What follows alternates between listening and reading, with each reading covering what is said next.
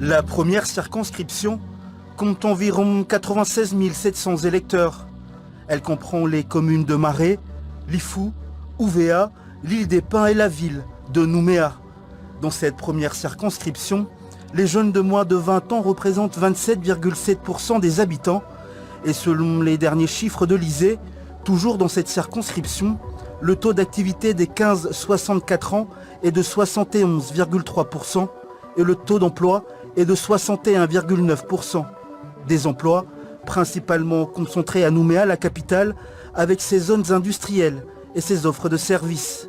On trouve aussi à Nouméa la grande majorité des administrations publiques de la Calédonie. Économiquement, la première circonscription comme la seconde ont été impactées par la pandémie de Covid-19.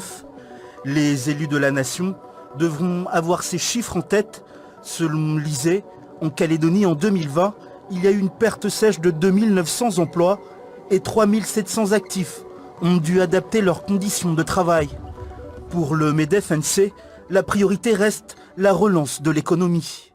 La relance, c'est la priorité de la Nouvelle-Calédonie, mais c'est aussi la priorité de l'État qui a notamment fixé des grands axes, dont la transition énergétique qui est fondamentale pour la Nouvelle-Calédonie. Il faut qu'on revoie nos façons de produire de l'énergie, de consommer de l'énergie. Et pour ça, on va avoir besoin de l'aide de l'État parce que ça va nécessiter beaucoup d'investissements pour notre territoire qu'on ne pourra pas assumer seul.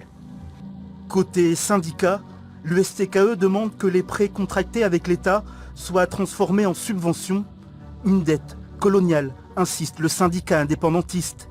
L'USWINC, elle, attend que les élus de la nation actionnent l'ensemble des leviers étatiques et européens pour relancer l'économie et défendre le pouvoir d'achat des Calédoniens. Aux îles, c'est la cherté de la vie qui interpelle les électeurs. Naouya Pecheissi est dans la restauration. Depuis la crise sanitaire, il essaie tant bien que mal de conserver son activité. Il évoque également le coût de l'énergie. On a le transport, surtout le transport des marchandises vers les îles, qui a augmenté de 4%. Avec le transport, il y a aussi nos fournisseurs aussi qui ont commencé à nous envoyer des lettres d'information, d'augmentation des produits.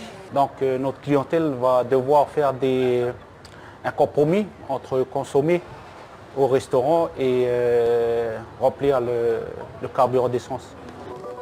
À ces défis économiques s'ajoutent des finances publiques calédoniennes en crise.